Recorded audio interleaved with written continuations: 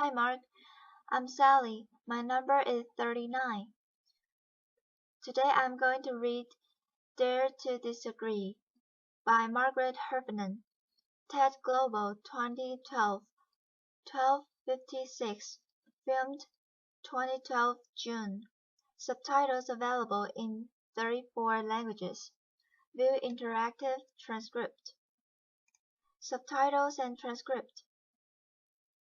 In Oxford in the 1950s, there was a fantastic doctor who was very unusual, named Alice Stewart, and Alice was unusual partly because, of course, she was a woman, which was pretty rare in the 1950s, and she was brilliant. She was one of at the time, the youngest fellow to be elected to the Royal College of Physicians. She was unusual, too, because she continued to work after she got married, after she had kids, and even after she got divorced and was a single parent. She continued her medical work. And she was unusual because she was really interested in a new science, the emerging field of epidemiology, the study of patterns in disease. But like every scientist, she appreciated that to make her mark, what she needed to do was find a hard problem and solve it. The hard problem that Alice chose was the rising incidence of childhood cancers. Most disease is correlated with poverty, but in the case of childhood cancers, the children who were dying seemed mostly to come from affluent families. So, what she wanted to know could explain this anomaly. Now, Alice had trouble getting funding for her research. In the end, she got just £1,000 from the Lady Tata Memorial Prize, and that meant she knew she only had one shot at collecting her data. Now, she had no idea what to look for. This really was a needle in a haystack sort of search, so she asked everything she could think of. Had the children eaten boiled sweets? Had they consumed colored drinks? Did they eat fish and chips? Did they have indoor or outdoor plumbing? What time of life and what time of life had they started school? And when her carbon-copied questionnaire started to come back, one thing and one thing only jumped out with the statistical clarity of a kind that most scientists can only dream of. By a rate of 2 to 1, the children who had died had mothers who had been X-rayed when pregnant. Now, that finding flew in the face of conventional wisdom. Conventional wisdom held that everything was safe up to a point, a threshold.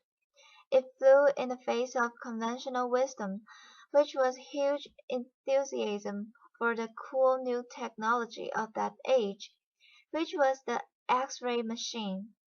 And it flew in the face of doctors' idea of themselves, which was as people who helped patients, they didn't harm them. Nevertheless, Alice Stewart rushed to publish her preliminary findings in the Lancet in 1956. People got very excited. There was talk of the Nobel Prize, and Alice really was in a big hurry to try to study all the cases of childhood cancer she could find before they disappeared. In fact, she need not have hurried. It was fully 25 years before the British and American medical establishments abandoned the practice of X-raying pregnant women. The data was out there, it was open, it was freely available, but nobody wanted to know. A child a week was dying, but nothing changed. Openness alone can't drive change. So for 25 years Alice Stewart had a very big fight on her hands. So how did she know that she was right? Well, she had a fantastic model for thinking. She worked with a statistician named George Nell, and George was pretty much everything that Alice wasn't. So Alice was very outgoing and sociable, and George was a recluse. Alice was very warm, very empathetic with her patients. George frankly preferred numbers to people. But he said this fantastic thing about their working relationship. He said, "My job is to prove Dr. Stewart wrong." He actively sought this confirmation. Different ways of looking at her models, at her statistics, different ways of crunching the data in order to disprove her. He saw his job as creating conflict around her theories, because it was only by not being able to prove that she was wrong that George could give Alice the confidence she needed to know that she was right. It's a fantastic model of collaboration, thinking partners who aren't echo chambers. I wonder how many of us have, or dare to have, such collaborators. Alice and George were very good at conflict. They saw it as sinking. So, what does that kind of constructive uh, conflict require? Well, first of all, it requires that we find people who are very different from themselves. That means we have to resist the neurobiological drive, which means that we really prefer people mostly like ourselves. And it means we have to seek out people with different backgrounds, different disciplines, different ways of thinking, and different experience, and find ways to engage with them. That requires a lot of patience and a lot of energy.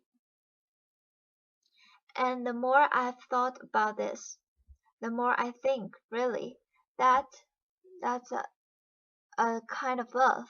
Because you think simply won't commit that kind of energy and time if you don't really care. And it also means that we have to be prepared to change our minds. Alice Doris told me that every time Alice went head to head with a fellow scientist, they made her think and think and think again. My mother, she said, my mother didn't enjoy a fight, but she was really good at them. So, it's one thing to do that in a one-to-one relationship, but it strikes me that the biggest problem we face, many of the biggest disasters that we've experienced, mostly haven't come from individuals. They've come from organizations, some of them bigger than countries, some of them capable of affecting hundreds, thousands, even millions of lives. So, how do organizations think? Well, for the most part, they don't. And that isn't because they don't want to. It's really because they can't. And they can't because the people inside of them are too afraid of conflict. In service, in services, in service, in European and American executives, fully 85% of them acknowledged that they had issues and concerns at work that they were afraid of to raise, afraid of the conflict that would provoke, afraid to get embroiled in arguments that they did not know how to manage and felt that they were bound to lose. 85% is really a big number. It means that organizations mostly can't do that what George and Alice so triumphantly did. They can't think together, and it means that people like many of us, who have run organizations and gone out of our way to try to find the very best people we can, mostly fail to get the best out of them. So, how do we develop the skills that we need? Because it does take because it does take skills and practice too. If we aren't going to be afraid of conflict, we have to see it as thinking, and then we have to get really good at it. Good at it. So recently, I worked with an executive named Joe, and Joe worked for a medical device company. And Joe was very worried about the device that he was working on. He thought that it was too complicated, and he thought that its complexity created margins of error that could really hurt people. He was afraid of doing damage to the patients he was trying to help. But when he looked around his organization, nobody else seemed to be at all worried. So he didn't really want to say anything. After all, maybe they knew something he didn't. Maybe he'd looked stupid, but he kept worrying about it, and he worried about it so much that he got the point where he thought the only thing he could do was leaving a job he loved. In the end, Joe and I found a way for him to raise his concerns, and what happened then is what almost always happens in this situation. It turns out everybody had exactly the same questions and doubts. So now Joe had allies. They could think together, and yes, there was a lot of conflict and debate and argument, but that allowed everyone around the table to be creative, to solve the problem, and to change the device. Joe was lot of peop- what a lot of people might think as a whis- whistleblower, except that, like almost all whistleblowers, he wasn't a crank at all. He was passionately devoted to the organization and the higher purposes that organization served. But he had been so afraid of conflict until finally he became more afraid of the silence. And when he dared to speak, he discovered much more inside himself and much more give in the system than he had ever imagined. And his colleagues don't think of him as a crank. They think of him as a leader. So How do we have these conversations more easily and more often? Well, the University of Delft requires that its PhD students have to submit 5 statements that they are prepared to define. It doesn't really matter what the statements are about. What matters is that the candidates are willing and able to stand up to authority. I think it's a fantastic system, but I think leaving it to PhD candidates is far too few people and way too late in life. I think we need to be teaching these skills to kids and adults at every age, at every stage of their development.